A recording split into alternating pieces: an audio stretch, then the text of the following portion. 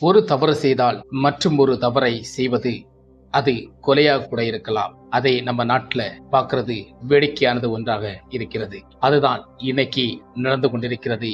இன்னைக்கல்ல, என்னைக்குமே இதுதான் நடக்கப் போகிறது என்பது நமக்கு நல்லாவே தெரிகிறது. நம்ம நாட்டுல இதுதான் இப்போது நடந்தது. ஒருவர் ஒரு தவறு செய்தால் அதை மறப்பதற்கு கொலை கூட செய்கிறார்கள். அப்படித்தான் நம்ம நாட்டுல நடக்கிறது. அப்படித்தான் கடந்த கல்கட்டாவில் 8ஆம் தேதி பெண் டாக்டருக்கு நடந்திருக்கிறது. அதை ஆரம்பத்தில் என்னவெல்லாம் சொன்னார்கள்?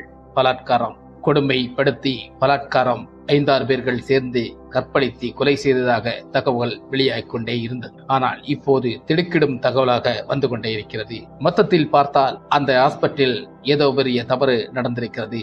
ஏதோ ஒரு ஆள் பெரிய ஆளை மறைப்பதற்காக பல பேர்கள் ஒரு திட்டம் தீட்டி சில விஷயங்களை மறைப்பதற்காக ஒரு பிளான் பண்ணி மாஸ்டர் பிளான் போட்டு சினிமாவை போல் இந்த பெண்